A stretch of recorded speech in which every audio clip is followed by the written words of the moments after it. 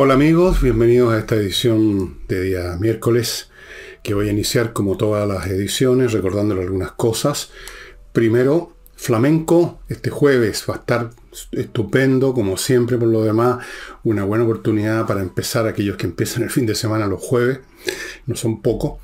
Tienen una oportunidad excelente de ir a comer rico, beber lo que quieran, instalarse y ver y oír flamenco, un espectáculo como el ballet que es visual y auditivo al mismo tiempo.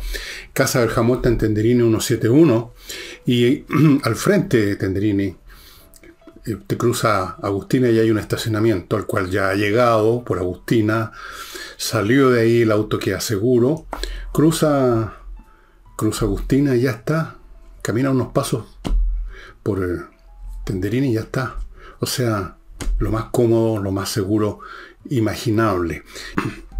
La Unión de Amigos de los Animales, estimados, está esperando a los que se dicen amantes de los animales, pero que se dicen y no hacen mucho. Perdonen, pero hay que hacer las cosas. O sea, hay que poner la billetera o la chequera ahí donde uno pone la boca. Si usted es de las personas que inició el trámite y no lo completó, ¿por qué no lo termina ahora? Y si usted no lo ha iniciado, inícielo y complételo. Y si usted no quiere ni iniciarlo ni completarlo, puede igual de vez en cuando, siquiera consultándoles a ellos cuál es su cuenta bancaria, traspasarle unos pesos. Eso es todo. Este libro, mi último libro, que está disponible en elvillegas.cl/tienda a un precio súper razonable. Es un libro corto, pero un libro entretenido con ilustraciones de músicos. Esta es la historia de un soldado de Stravinsky. Y aquí les cuento cómo yo llegué a ciertas músicas y les cuento anécdotas de los músicos y cómo en los ambientes en que se movieron. No siempre, este no es un libro, no es un texto música, ni mucho menos. No me interesa hacer textos de música, pero eso están los músicos o los profesores. Este Turun Tuntún, amigo, está disponible en elvillegas.cl/tienda. No olviden que los precios no solo son razonables, sino que usted lo puede pagar de dos maneras. O con la tarjeta de crédito o con una transferencia bancaria, no olvidando el comprobante, mandarnos el comprobante a villeguistas@gmail.com. Y antes de entrar a la materia principal de hoy día, que es el tema del famoso que ahora llaman el caso Lobby, permítanme un par de cosas menores, o una cosa menor. La Corte Suprema revocó la libertad condicional que se le había dado a Celestino Córdoba, uno de los asesinos de la familia Luxinger. Yo creo que es una buena noticia. Yo creo que es una buena noticia que al menos en la Corte Suprema haya gente con criterio y no dejen libre a un hombre que mató a una pareja quemándolos vivos. O sea, me parece, habría sido ya una insolencia, un agravio para los chilenos que se llegara a ese extremo. Ya es bastante que tengamos un gobierno que indulta a delincuentes y que se niega, ya lo vamos a examinar mirando por otro lado, porque ni siquiera hace las cosas a veces derechamente, sino que haciéndose el de las chacras, que niega esto de cambiar la ley que permite al gobierno, que no le permite al gobierno quitarle estas especies de dietas eternas a delincuentes. No solo delincuentes antes que le dieran esta pensión vitalicia, sino que cometieron delitos después que se las dieron. Vamos a llegar a eso. Por lo menos que en esta ocasión, al menos la sala que le tocó haya derrocado esa libertad condicional, porque me parece que era ya el acabose, simplemente el acabose. Y ahora vamos al famoso caso Lobby, del cual conversé ayer. Tenemos distintas posturas claramente con Nicole, y había antes examinado el tema el día anterior, o sea, el lunes, me parece. Bueno, les cuento entre paréntesis que yo rara vez leo los comentarios en YouTube, que es la plataforma en que yo reviso si salió bien el programa, qué sé yo, y veo un 2 o 3 pedazos, si está la publicidad que tenía que estar, hago un chequeo, y rara vez yo veo los comentarios. Lo hago de vez en cuando, y cuando los leo unos pocos nada más, y naturalmente de repente me topo con comentarios poco agradables, y más rara vez todavía con un comentario o sus comentarios. Depende del día. Yo no he visto los comentarios del programa de ayer que hice con Nicole, pero me cuentan acá que hay muchas críticas negativas contra mí y le dan la razón a Nicole. Okay. Permítanme comentar ahora otra cosa que les va a parecer el colmo, la soberbia, pero así funciono. Nunca me siento más seguro de tener la razón que cuando todo el mundo me encuentra que no tengo la razón, o cuando mucha gente. Lo que me pasó cuando hace más de 10 años, si no 15, yo dije que venía y se estaba ya iniciando los procesos iniciales de una revolución y se me reían en la cara, amigos míos se me reían en la cara. Uno ve de repente cosas que otros no, nomás. ¿Qué quieren que les diga? Entonces, tantos comentarios en contra me afirman que tengo toda la razón en el siguiente sentido. No en el sentido, entiéndase bien y quiero aclarar, de que yo apoyo, tolero, me encanta que hayan actos de corrupción. No. Lo que sucede es que los hechos que analizo en este programa, y supongo que se habrán dado cuenta, normalmente yo los examino sin entrar a hacer evaluaciones basadas en algún criterio moral o ético o estético, por último. Las situaciones que se han vivido en la casa del señor Salaquet pueden ser vistas con la norma de la ley del lobby, pueden ser vistas desde un punto de vista estético como algo feo, pueden ser por lo tanto criticadas y generar un escándalo como es lo que está ocurriendo. Y entonces se habla del caso como si fuera un crimen que se hubiera producido. El caso lobby. Y hay indignación. Y yo no evalúo esta cuestión sobre esa base. Yo no la evalué ayer ni anteayer ni la voy a evaluar ahora. Voy a profundizar más en esta cuestión. Creo yo que es necesario porque ocurre que hasta ahora se sabe de 6 ministros de otros tantos ministerios que tuvieron reuniones en casa del señor Salaquet. Me refiero a los titulares del Ministerio del Trabajo, que entiendo que es la señora Jara, no sé si fue ella o alguna otra persona, el Ministerio de Relaciones Exteriores, el del Interior, o sea, ahí fue la señora Toá, me entiendo, que sí, fue ella, el Ministerio de Agricultura, el de Medio Ambiente, el de Economía y Trabajo, o sea, prácticamente el gobierno. Hasta ahora, quizás si no hubiera habido este escándalo y esta gritadera, habría terminado yendo hasta el señor Boris a esta cuestión. Entonces, cuando hay un fenómeno, para empezar a hablar, tan masivo, ya el asunto supera los elementos que definen lo que nosotros llamamos generalmente un lobby. Un lobby normalmente, para que tenga sentido el concepto, los conceptos hay que determinar cuáles son sus ámbitos de uso, si no pierden sentido, ¿no? Uno habla de lobby cuando un grupo específico de intereses se reúne con una o dos personas específicas de un área de gobierno para darle a conocer la opinión, para influirlo. Evidentemente, cuando da uno una opinión es para influir, no es simplemente para entonar, porque algunos piensan que esto ya de influir es también un verbo que se refiere a algo pecaminoso, están tratando de influir. Bueno, toda conversación tiene como objeto influir al otro, convencer al otro, mostrarle otro punto de vista al otro. Pero el lobby en general es eso, es un aspecto específico, una situación específica que atañe a uno o dos ministros, a uno normalmente, o a una autoridad o a un parlamentario. Eso es lobby. Y es un asunto que normal. Hay una ley de lobby para regularlo, o sea, no hay ninguna razón moral, ética, para que no pueda haber un interés que quiera dar a conocer sus puntos de vista. Lo que la ley exige es que esto sea transparente, o sea, que se sepa que hubo una reunión entre un lobista y una persona del gobierno. Eso es. No el hecho mismo de que el lobista le vino a decir algo, porque obviamente que se acercó a esa autoridad para decirle algo, para influirlo, para convencerlo, sino para qué existiría. Es como un abogado. Un abogado hace una defensa con el fin de obtener un resultado, ¿no? Liberar de toda culpa a su cliente. Pero cuando ocurre un fenómeno como este, donde vemos un desfile de prácticamente la mitad del gobierno, y quizás ha sido más, esto es lo que se sabe. Entonces ya no es un lobby, esto es otra cosa, esto va mucho más allá de un lobby. Esto es, no sé qué nombre darle, una situación política muy superior en contundencia, en amplitud y en significado que meramente un lobby donde alguien trata de convencer a alguien de cierto punto y se acabó. Esto es mucho mayor. Esto es un fenómeno mucho mayor.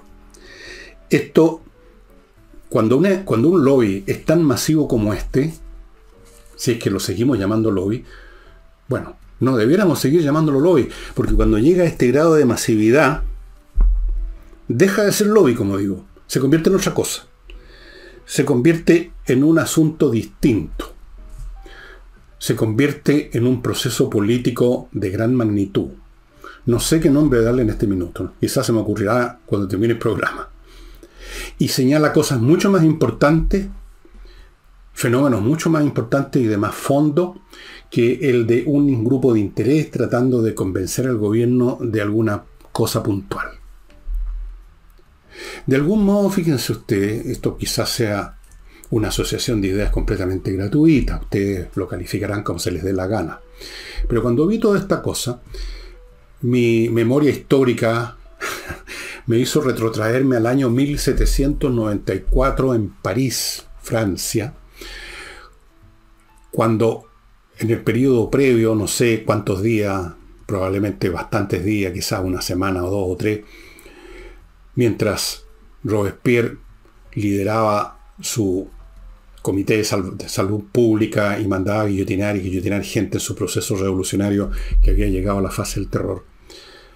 Clandestinamente, no sé si en casa de Pablo Salaquet, el Pablo Salaquet de Francia, 1794, se reunían una serie de personas lideradas por Fouché, que fue un personaje de la propia revolución, un tipo bastante sanguinario por lo demás, pero que luego pegó el alcachofazo que la cosa no pintaba bien, y empezó a reunir gente para terminar con el gobierno de Robespierre, que fue lo que ocurrió en aquel famoso día en que Robespierre fue a la Asamblea Legislativa, creo que se llamaba Asamblea Legislativa, a anunciar supuestamente los nombres de los nuevos traidores a la revolución, que él iba a mandar la guillotina, y resulta que lo mandaron a él a la guillotina. Eso es lo que se llama termidor, porque ocurrió en un mes muy caluroso, en julio fue, en Francia, y se le habían cambiado los nombres a los meses, se llamaba termidor porque justamente por el calor. En Chile no vamos a ver ninguna cabeza cortada, pero quizás se está empezando a guillotinar las cabezas de la revolución, que son varias. Quizás tenemos acá en proceso, y esto es totalmente especulativo, les cuento que esto fue una divagación que se me ocurrió, tenemos aquí un termidor en cámara lenta. Me voy a explicar más por qué.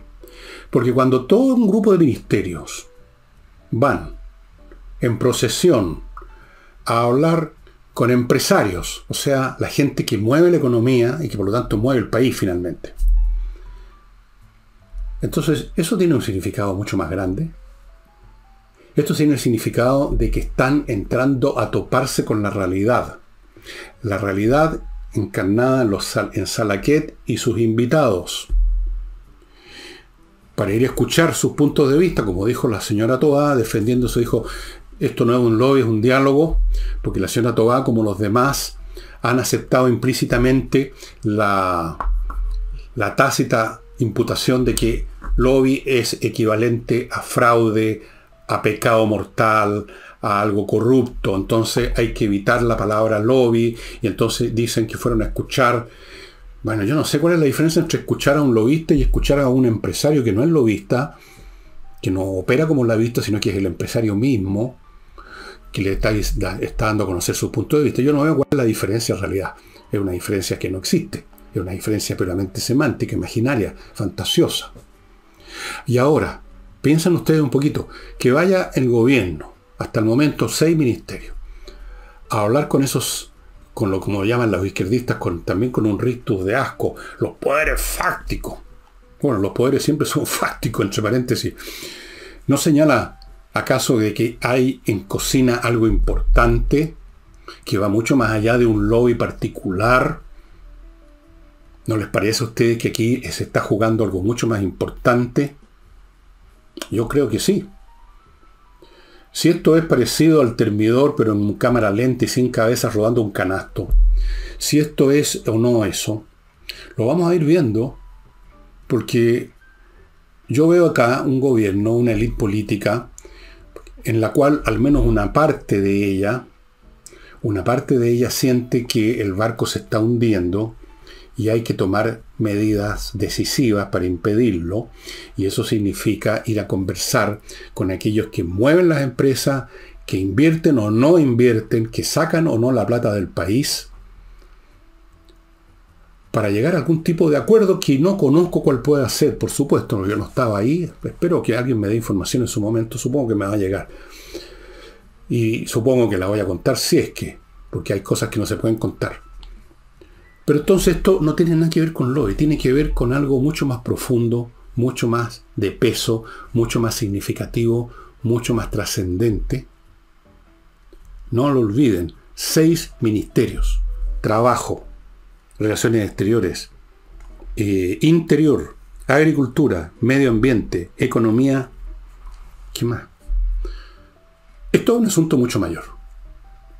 El problema es que yo no puedo en este momento definir exactamente en qué consiste el asunto. Hasta qué punto simplemente el gobierno escucha.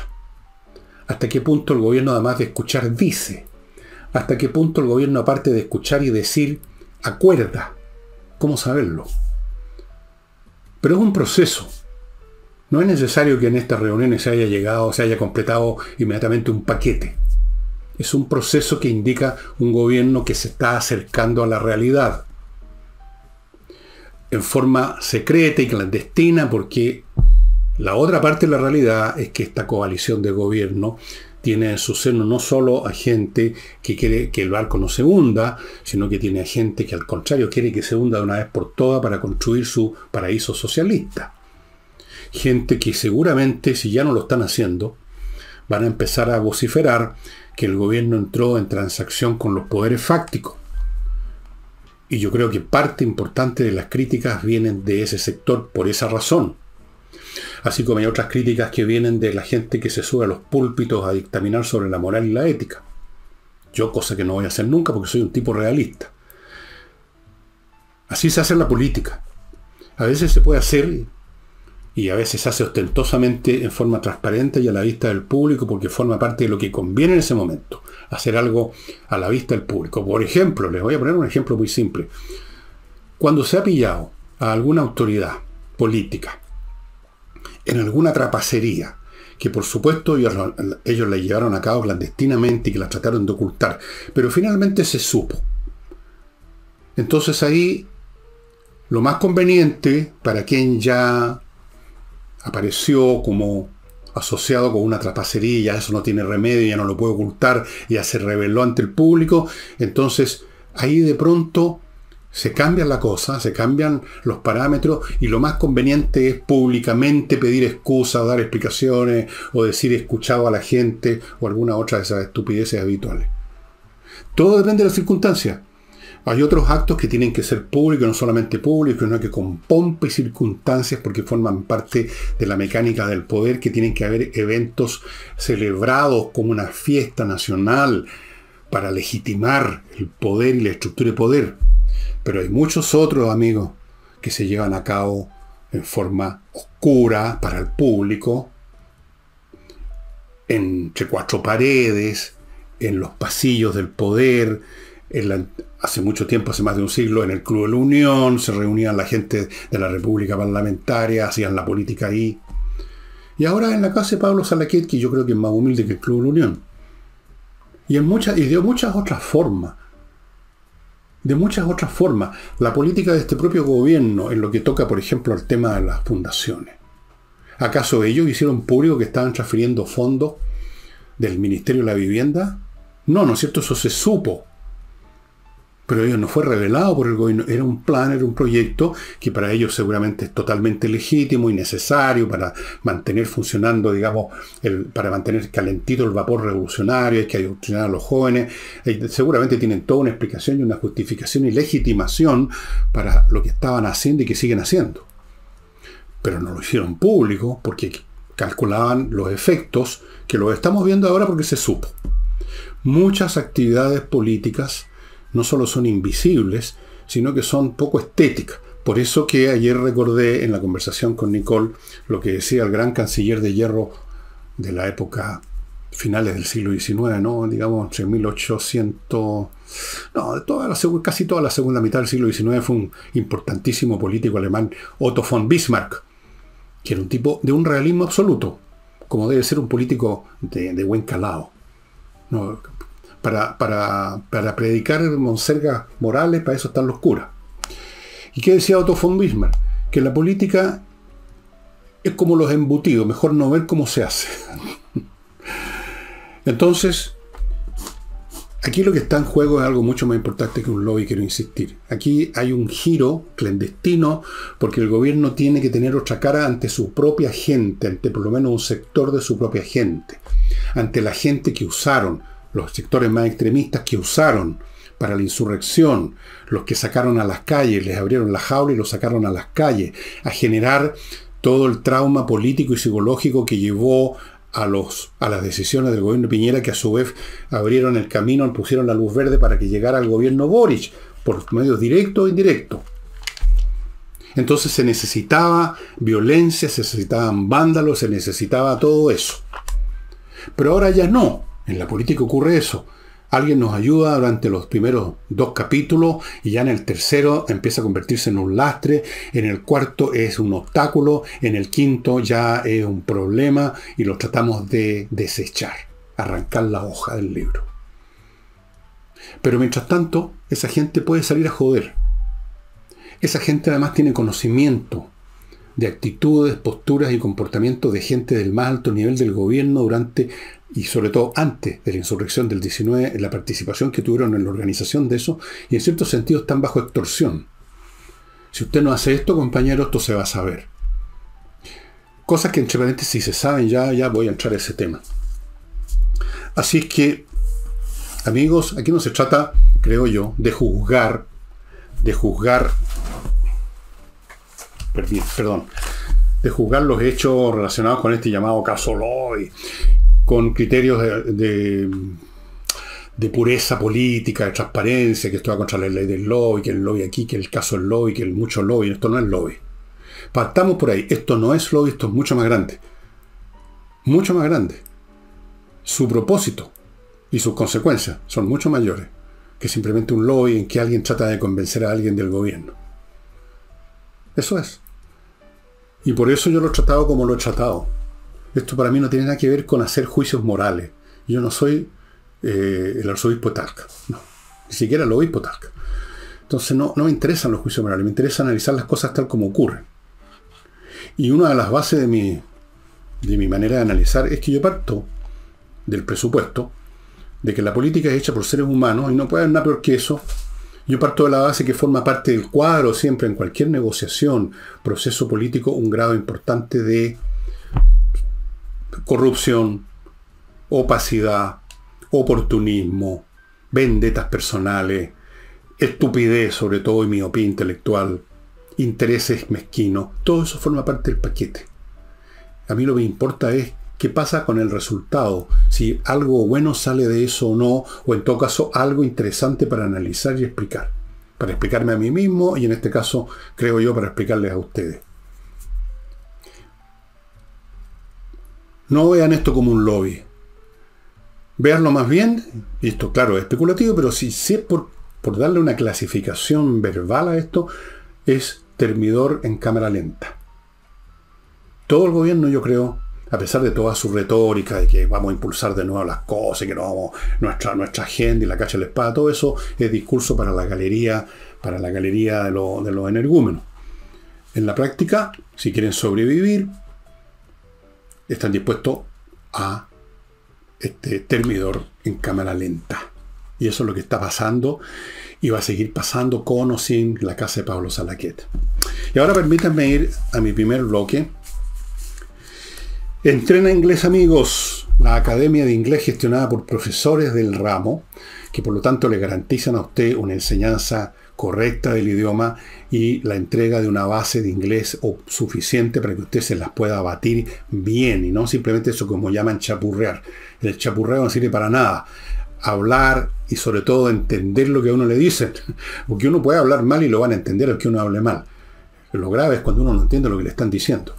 Una buena base de inglés en entreninglés.com. Continúo con Famaba Grill, esta nueva forma de celebrar asados como corresponde al siglo XXI, con una asadera que esta forma parte de la mesa, como ustedes ven, de acero inoxidable y no de hierro pegajoso, mugroso, lleno de hollín, a la vista y cerca de las manos de los comensales para que saquen el trozo de carne al que ya le echaron el ojo con el grado de cocción o fritura, no sé cómo llamarlo, de asadismo, que les gusta a usted. Todo esto alimentado por un fuego que a su vez usa de combustible gas y no una humareda con la quema de carbón, etc.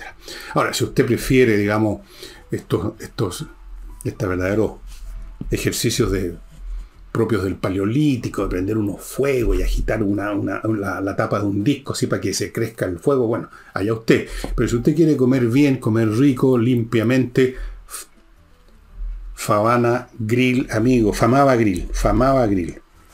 Continúo con otra F, Fastmark, la empresa chilena de transporte internacional de carga para empresas y para personas. Para empresas, le van a traer desde Estados Unidos a los puertos chilenos por barco los containers que usted necesita, o llegarán a los aeropuertos chilenos los aviones con la carga que usted necesita, y para los privados llegarán en avión las cosas que usted ha comprado, por pequeñas que sean. Sirve a las empresas, sirve a las personas. Fastmark, transporte internacional chileno, conocedor de lo que nosotros, los chilenos, necesitamos. Y termino este bloque con Oxinova, este polvito que se convierte en una colonia de bacterias una vez que usted lo mezcló en agua, y esa colonia de bacterias destruye a las que producen el mal olor, que son otras bacterias.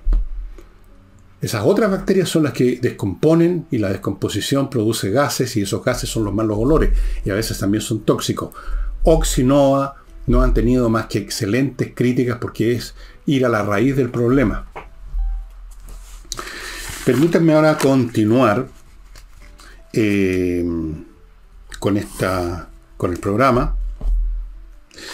El señor Fidel Espinosa, que es un congresal del Partido Socialista, en su momento, cuando estaba en hervor el tema de George Jackson, parece ser, yo no me acuerdo, pero debe ser así, hizo imputaciones bastante serias contra Jackson. No voy a clarificar si esas imputaciones, cuál es el grado que tienen de realidad o no, eso no me compete a mí. Eso le compete a Silva. Y le compete a Fidel Espinosa, y le compete eventualmente, si esto llega a una corte, a los jueces. Porque resulta que George Jackson lo estaría demandando judicialmente por injurias, etc.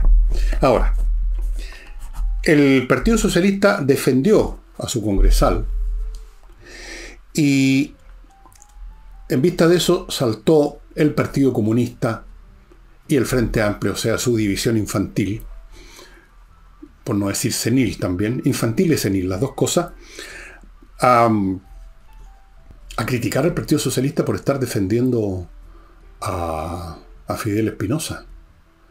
Que cómo es esto que aparece una defensa corporativa de alguien que cometió un pecado y que va a ser llevado a un tribunal para que dé explicaciones ahí. Que cómo es esto. Y llamaron y hablaron de la autocrítica. El Partido Socialista tiene que hacer autocrítica. A mí siempre me ha llamado la atención, desde que era nene y observé esta conducta en mis compañeros hasta de colegio, la manera como la gente que se suma en algún momento de sus vidas a una sensibilidad política, a una religión, a lo que sea, se mete a un grupo, digamos, que tiene una cierta ideología o pensamiento o lo que sea, valores propios, como, y esto fue parte del instinto gregario de la especie humana, se identifican en todos los sentidos, empiezan a adoptar hasta la manera de caminar, el ropaje. Los revolucionarios de mi época, por ejemplo, los que yo vi en la universidad, tenían que todos dejarse barba y bigote como ahora.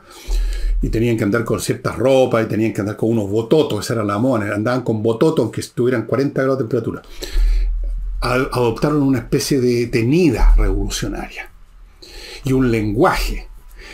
Y los comunistas también han adoptado ciertos memes conductuales y semánticos, y uno de ellos la palabrita autocrítica, que ustedes van a ver, que incluso en algunos ha empezado a ser usada por sectores que no son comunistas, parece que se puso de moda, autocrítica.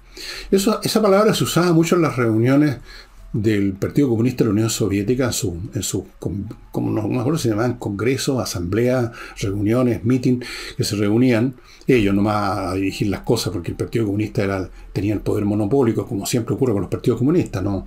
Ellos no funcionan por gusto, digamos, en la democracia. Apenas llegan al poder tratan de que se acabe esa tonterita. Entonces usaban mucho la palabra autocrítica. Compañero a cargo de la dirección de correo y telégrafo, ¿por qué no hace una autocrítica del color de los sellos postales? Unas cosas como esa de importante.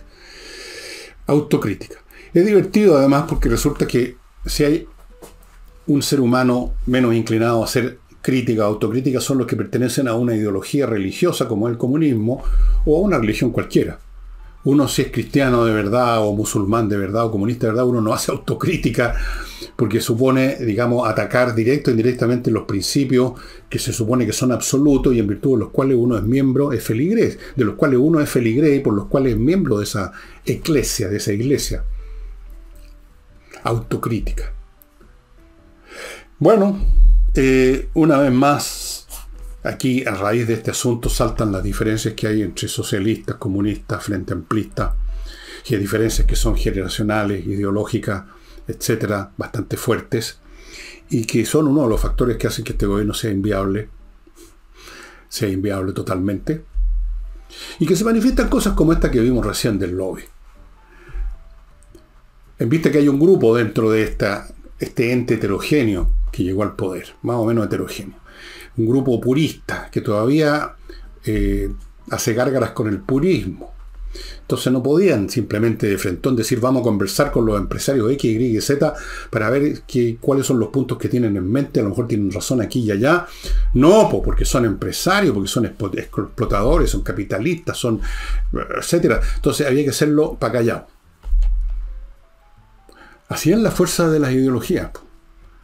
Y resulta que estas ideologías tienen miembros que tienen derecho a voto, o que pueden de alguna forma soltar la pepa respecto a qué hizo el compañero X, Y y Z, que está bien arriba en la moneda en los días previos a la insurrección. Interesante. La extorsión también opera en el campo político, estimados amigos. Ustedes pueden haber visto películas, novelas en que un hombre de gobierno es extorsionado por un espía, por ejemplo. ¿Cuántas novelas he visto de eso? Por actos sexuales, entonces le tomaron fotos escondidas y si no nos da información, esto se va a saber. Bueno, cosas como esa y de todo nivel, la extorsión, el chantaje político existe. Y hay gente que está chantajeada en este gobierno, de muy arriba, por sus conductas, por sus posturas, con quienes se juntaron y que planearon los días previos a la insurrección que les sirvió tanto para llegar al poder. Vamos a llegar ahora al caso Yáñez, que sigue teniendo algunas cosas. Pero antes, me van a permitir ustedes que les recuerde gestión de condominios.cl. Ahí es donde lo ubican, una empresa que se dedica a la gestión de la parte administrativa, financiera, de papeles, sueldos, cobro de gastos comunes, toda esa parte de la administración de un condominio que ocupa mucho tiempo y que requiere, digamos, pericias de contabilidad, de finanzas, y que le quita tiempo al administrador, que tiene que estar a cargo al mismo tiempo de cuestiones tales como mantener funcionando los ascensores, o que el jardín esté bien regado, que las puertas de acceso cierren cuando corresponde, cosas como ese tipo de tipo físico, que esté todo limpio. Déjele, amigo, esta administración de temas, llamémoslos administrativos, que van desde el cobro, los gastos comunes, a todo lo demás, a gestión de condominios.cl, y todo va a andar mucho mejor. Y continúo con la clínica Alzheimer, que obviamente es para personas que están con ese problema. Los expertos, los doctores, los neurólogos, etcétera, que trabajan ahí, recomiendan, dicho sea de paso, que si usted ve un pariente que está teniendo episodios de olvidos que van más allá de lo que es normal, entonces sería bueno que le echen una miradita, porque un diagnóstico precoz, si se está produciendo el Alzheimer, hace posible tratamientos que mejoran mucho la situación. Mejoran mucho.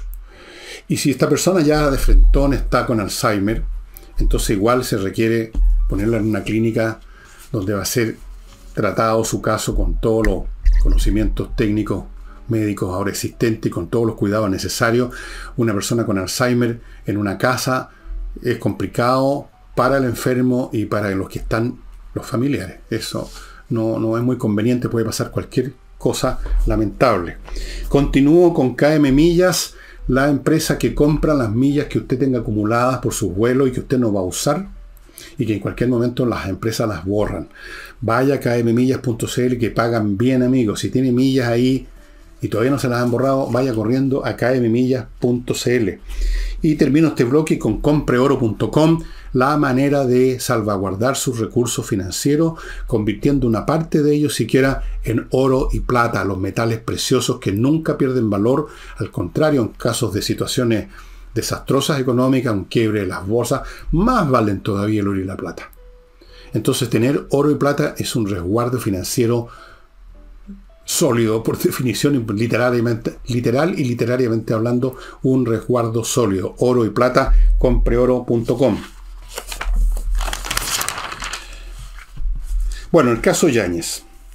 Como ya saben, se le va a formalizar, va a ir a una audiencia de formalización en mayo, por apremio supuesto. Y aquí aparece otra de estas contradicciones que hacen inviable este gobierno. Como he dicho muchas veces, algo es inviable cuando está tirado por fuerzas opuestas y por lo tanto se produce un estado de inmovilidad, de inamovilidad política. Porque si usted quiere iniciar o llevar a cabo lo que la señora Vallejo con mucho optimismo llamó un combate contra la delincuencia, usted tiene que tener una fuerza policial que pueda efectivamente combatir. Combatir significa aquí enfrentarse a delincuentes armados que están matándose unos a otros, matando inocentes todos los días. Hubo otros baleos ayer, creo, 2 personas acribilladas a tiro. No, y peor, amarrados. O sea, estos ya son temas, digamos, dignos de película, de serial de Netflix.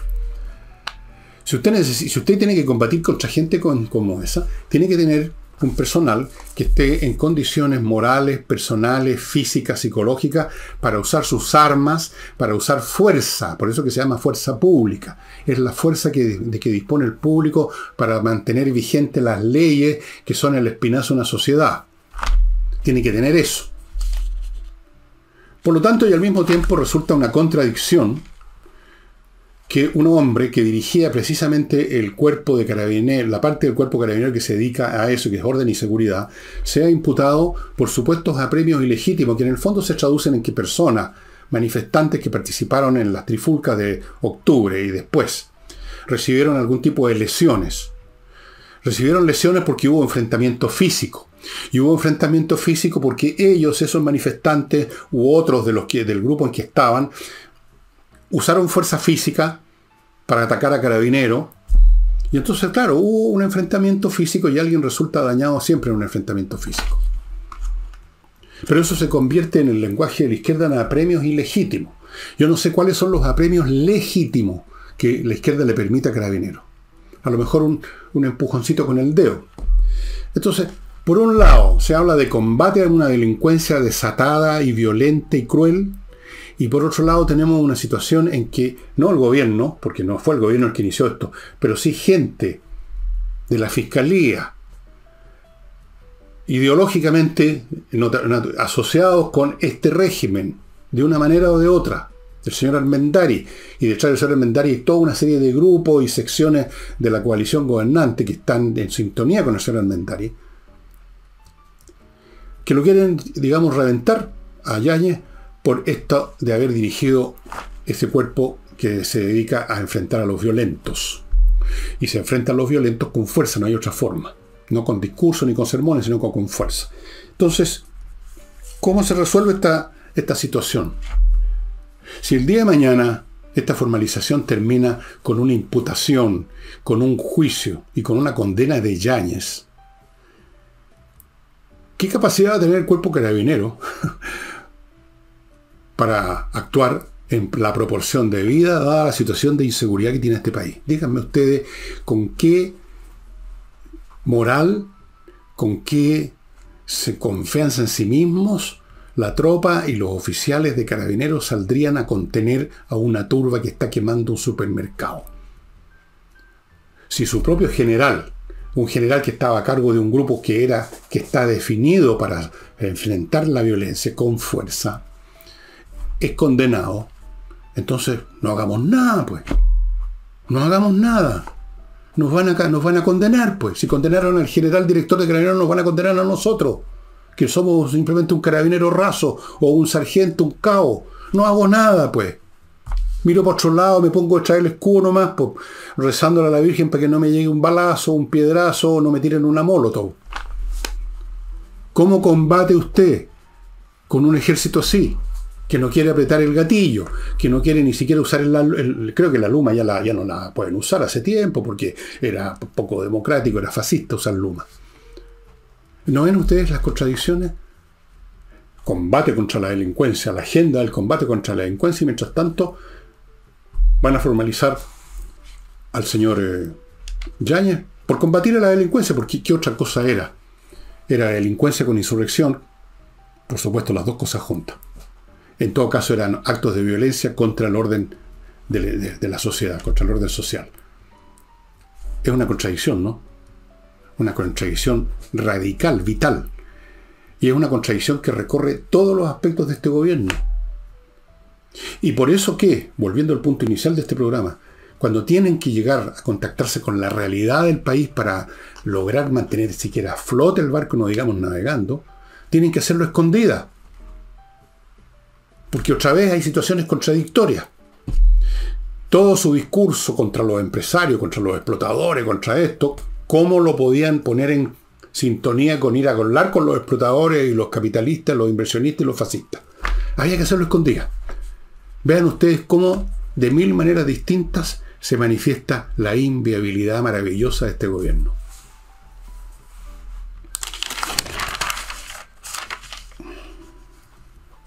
Bueno, ya les dije que encontraron a dos tipos baleados, amarrados a un costado de una carretera. En eso estamos. A propósito de lo que estamos recién hablando. ¿Cómo se enfrenta uno a los tipos que amarraron, no sé si torturaron o no, y balearon y los tiraron a estas dos personas? ¿Cómo los enfrenta usted, dígame? ¿Con una prédica? ¿Con la frase calle sin violencia? Ahora tenemos que agregar carreteras sin violencia, casas rurales sin violencia, discotecas sin violencia. ¿Qué más sin violencia? El día de mañana son tan frescos que van a decir macrozona sur sin violencia. Siguen con esta magia verbal que es el realismo mágico primitivo, creer que con encantamientos, con palabras, uno logra que llueva o que deje de llover. El pensamiento mágico primitivo propio de la izquierda. Y sobre todo de esta generación de izquierda, que debe ser la generación más torpe intelectualmente que jamás ha producido lamentablemente nuestro país. Y ustedes dirán que estoy exagerando, que esto es una actitud negativa contra los jóvenes. No, pero vean cómo funcionan. Véanlos en el gobierno, pues a ellos me refiero. Véanlos lo que dicen, véanlos lo que hagan, lo que hacen. Y vean lo que no hacen. Y cómo tratan de compensar eso con este cantinfleo permanente y eterno. Bueno, quiero dar una noticia buena entre tantas noticias malas que estoy obligado a dar porque es lo que ocurre. Las estadísticas están señalando que ha habido una baja bastante importante, un tercio más o menos, en algunas partes más, de incendios forestales en esta temporada, que todavía no ha terminado en todo caso. Ojo, no cantemos victoria.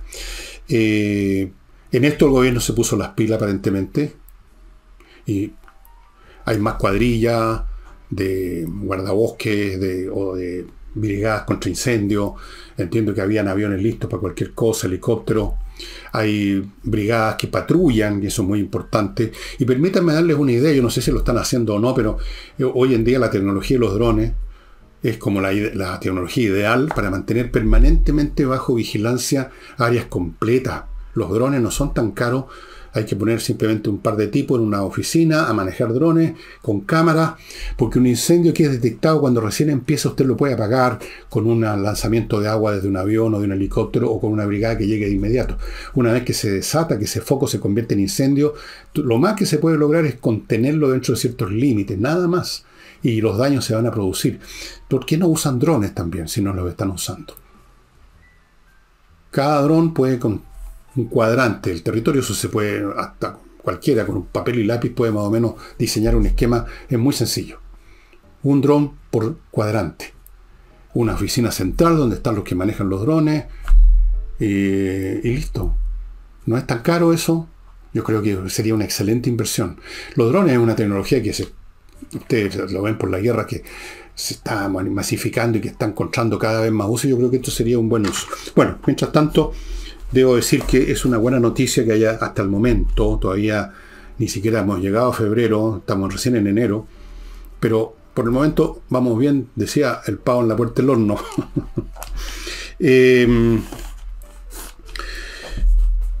El tema de las pensiones de gracia ha sido uno de los escándalos más sonados, más hediondos.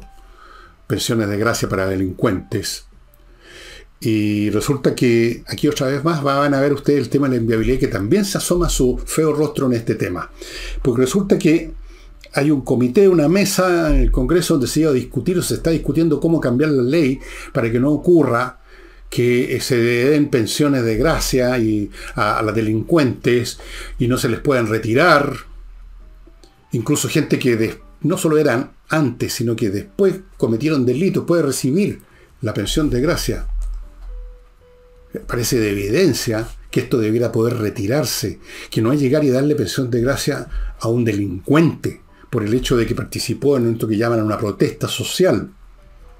Entonces el asunto es inviable, es impresentable, y el gobierno, simplemente como reclaman, el gobierno, como reclaman los congresales que están ahí, ha eludido el tema e incluso sus indicaciones al proyecto refuerza los beneficios.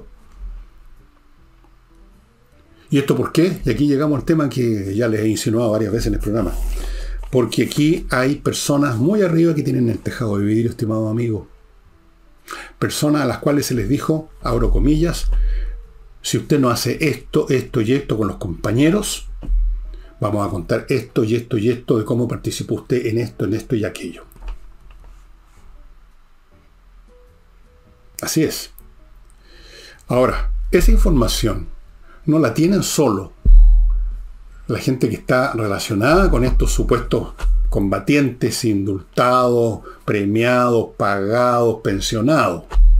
No. Esa información, y por ahí, esa información está en otras partes también. Y no ha sido usada por ahora. Pero esa información existe. ¿Quiénes son esas personas a las cuales se puede extorsionar? No sé, lo dejo a su imaginación. Pero con lugares precisos. Usted, persona X, Y o Z, estuvo en tal lugar conversando con tales personas que eran agentes de otro país que vinieron aquí a preparar la cuestión en tal aspecto. Usted estuvo tal día, tal hora y tenemos videos del asunto. Ahora es una fake news en una de esas, ¿no? A lo mejor yo he sido engañado profundamente. Profundamente. No hay nada de todo eso. Es simplemente por pura bondad que se indulta y se pensiona a delincuentes. Y se hace y se mira para otro lado o se posterga o de algún modo se trata de evitar el decir de frentón, porque aquí está otra vez el tema de la inviabilidad, de que no vamos a mantener esta política, fíjense ustedes, decimos que no, pero sí, porque el gobierno ha dado a entender, de que esto había que rectificarlo, pero en la práctica no está haciendo nada para rectificarlo, sino al contrario, porque tampoco pueden decir las cosas de frentón. Una vez más, la inviabilidad, señores, la inviabilidad. Este es el gobierno de los inviables, en todo sentido. Y demos gracias, ¿eh? Porque ya, a pesar de ser inviables, harto daño que han producido. Vean ustedes, bueno, muchas de las cosas que están ahora, que están madurando en todo su esplendor, muchos de los frutos podridos y venenosos que están madurando, no son realmente autoridad de este gobierno, vienen del gobierno de la señora Bachelet, que los sembró en la educación, por ejemplo. El desastre más grande que está viviendo este país es ahí.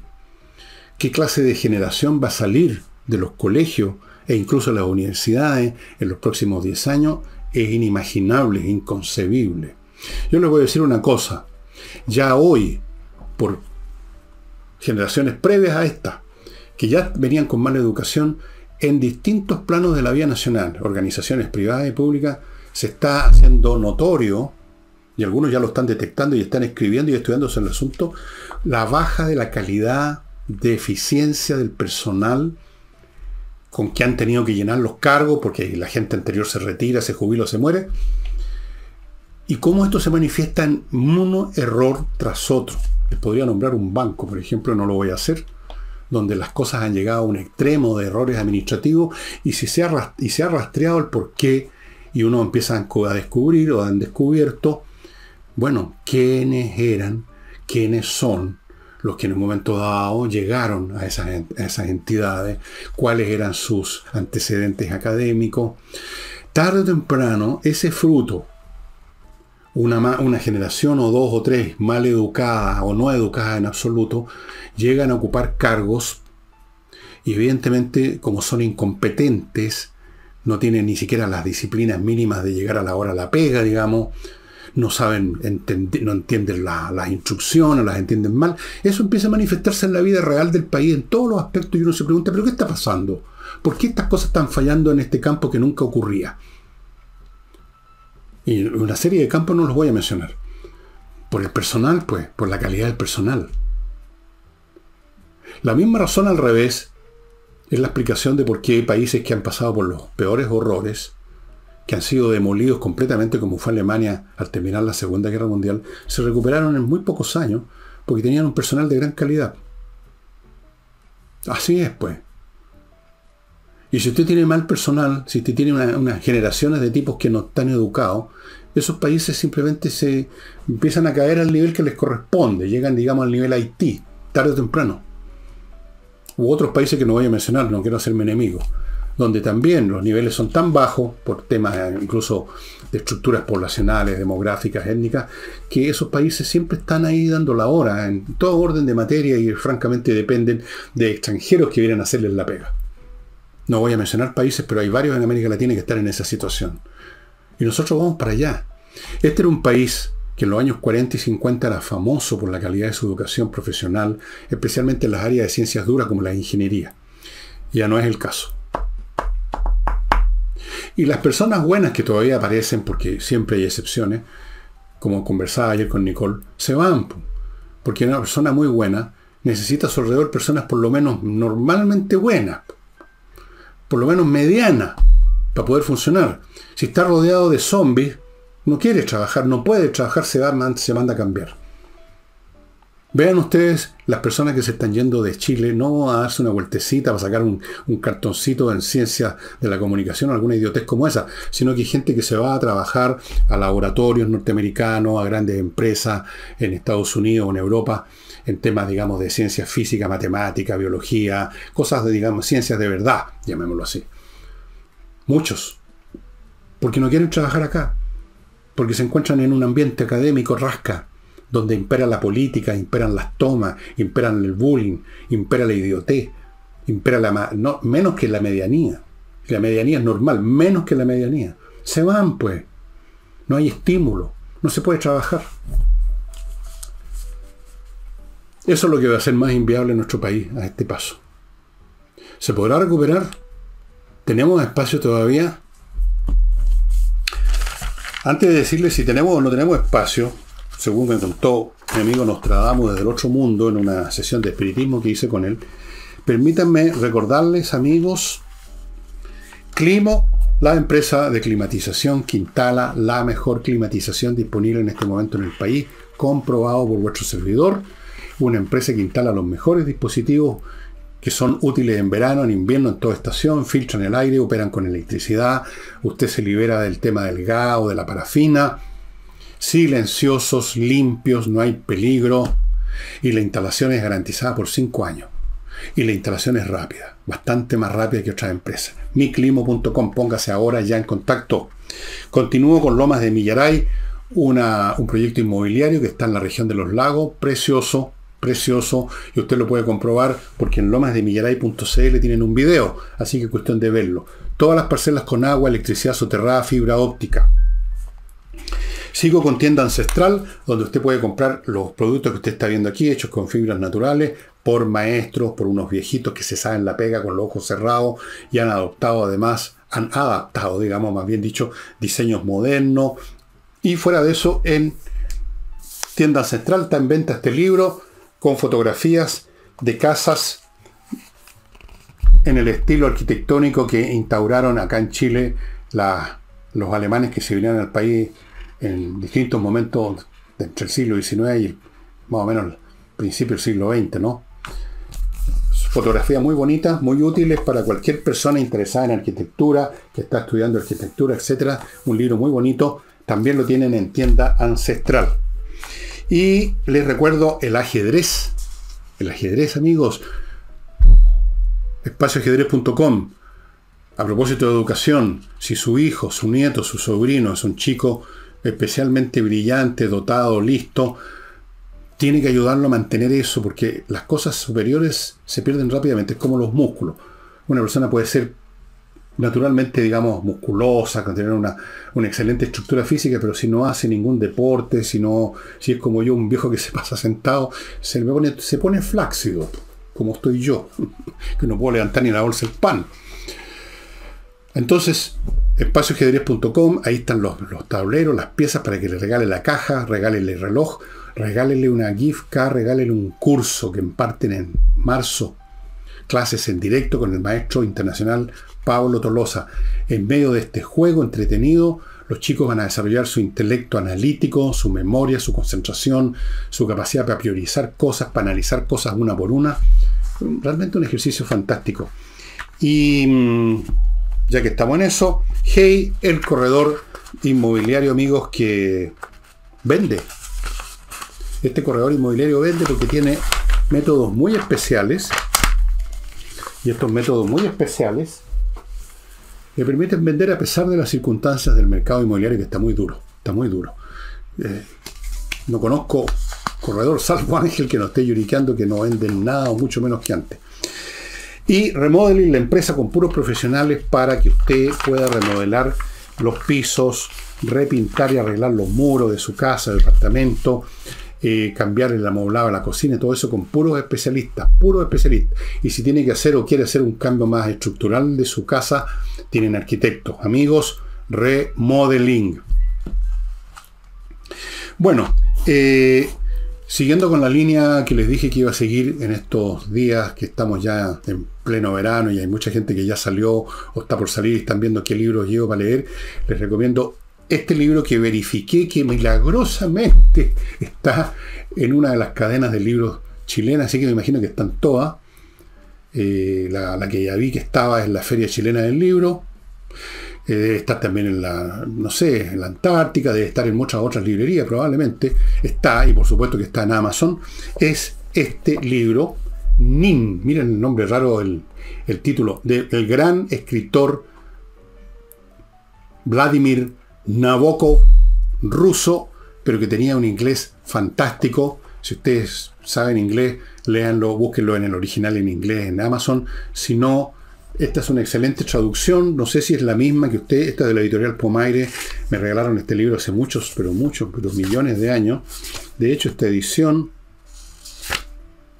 es de 1967. Está recién entrando, estaba en la universidad, me imagino. Y aquí lo tengo con una anotación de la muerte de un papá de un amigo. No, es la muerte del propio Vladimir Nabokov, que murió el 2 de julio de 1977 en Montreux, Suiza. Es un libro divertidísimo, divertidísimo. Distinto a El Maestro y Margarita que les mencioné ayer o anteayer, este es muy cómico. Nin es un académico que va a enseñar lengua, creo que ruso, a una universidad Mahoma del medio oeste norteamericano, me parece, y todo lo que le pasa y todo lo que vive. Como empieza aquí diciendo, el pasajero de edad madura sentado junto a la ventana del costado norte del tren, al lado de un asiento vacío y frente a otros dos, también vacíos, no era otro que el profesor Timofey Nin, increíblemente calvo, tostado por el sol y bien afeitado. Nin comenzaba en forma un tanto imponente, con esa cúpula chocolatada que era su cabeza, con esas gafas de carey, el labio superior simiesco, grueso cuello y aquel torso de hombre fuerte embutido en una ceñida chaqueta de tweed. Y todo esto para terminar de manera harto decepcionante en un par de piernas abusadas, metidas en pantalones de franela y puestas una sobre otra, y en unos pies de aspecto frágil, casi femenino. Bueno, lo que le pasa a Nin, que aquí está más o menos bastante bien pintado en esta carátula, vale la pena leerlo. Es un libro pero muy divertido. Lo van a encontrar en librerías chilenas en castellano. Lo van a pasar bien con Nin. Es un libro encantador. No solo es humor, sino que es un humor encantador. Aquí está muy bien descrito el ambiente de las universidades, los académicos, las envidias, las mediocridades, todo lo que significa el ambiente académico, que es de los más espesos y turbios que existen. Y voy a buscar si tengo otro libro que también tiene que ver con ese ambiente, pero esta vez no en Estados Unidos, sino que en Inglaterra. Es un libro de Kingsley Amis que se llama Jim el Afortunado. Si lo encuentro por ahí, les voy a hablar de ese libro pasado mañana, porque mañana estaremos con Nicole. Y eso, mañana estaremos con Nicole. Por ahora les digo chau, nos estamos viendo.